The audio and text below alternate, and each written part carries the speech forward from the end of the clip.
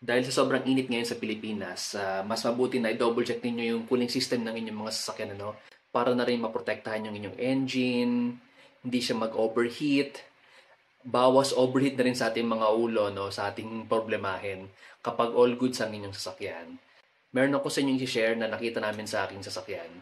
Ito yung reason kung bakit nagbabawas yung aking coolant. Ayun, so buti na lang nakita yon yung pyesa na yon, and na-order ko na online. Ito, actually dumating na siya. Ito yung pyesa na yon. So ito yung pyesa na yon, dumating na. Genuine yan, mga kaibigan. Solid. Kung makikita ninyo, yung part na ito is located dun sa bandang ilalim ng engine. Actually, ibabaw siya ng compressor. And natawag dito is yung water inlet fitting. Kung makikita niyo sa picture na to, doon sa pagitan ng water inlet fitting at yung ating engine is may konting leak na doon.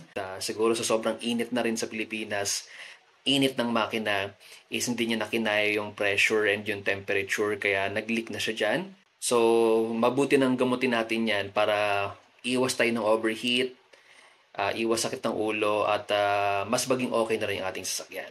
Sa mga naka Kia Rio o sa mga naka Hyundai Accent, magandang i-double check nyo rin to, no? Kung nagtataka kayo kung nagbabawas yung coolant ninyo at wala kayong makitang leak, baka sakaling makatulong to. Hindi lang sa atin, kundi sa lahat.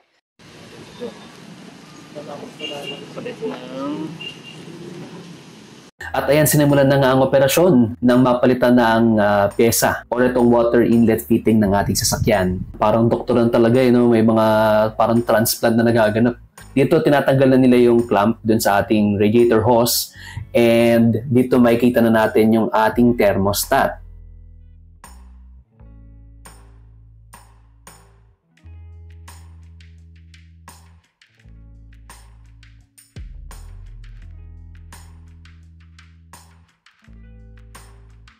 Ito ang ating thermostat, and napansin namin na yung kanyang rubber seal ay sira na rin. Kaya ito, minabuti ko nang bumili ng bago para wala ng leak at sureball na maayos pati ang ating thermostat. Buti nilang may malapit na auto supply dito sa shop, kaya ito, nakabili tayo ng bago, wasaring-wasari. Set na ito, kasama na yung rubber sealant and yung mismong thermostat niya. Ito ang ating comparison, tignan nyo naman yung mga parts, yung luma at saka yung bago.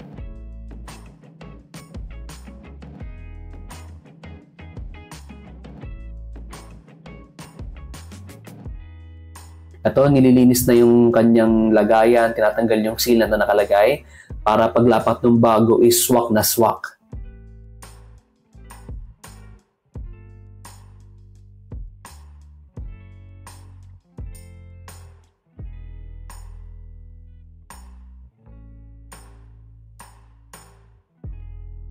And yan, syempre, sinisecure na ng mga tropa natin na nakalock para sure na walang leak yan. Yun, ganda ng tingnan ng bago.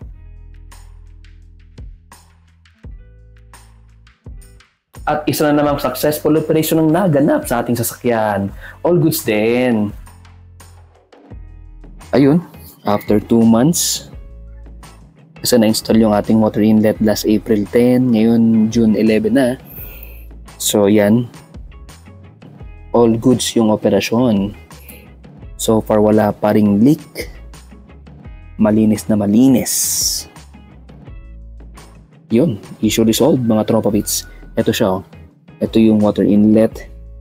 And as you can see, walang katagas-tagas. All goods after 2 months ng install. Yeah. So ayun, sana nakatulong tong ating short video lang naman para dun sa pag-check ng inyong cooling system. Again, napaka-importante na i-check natin at siguraduhin na working and all goods ang cooling system ng ating sasakyan. Alam nyo na, kapag nag-overheat ang sasakyan, pati tayo mag-overheat sa gastos. Yun lang naman.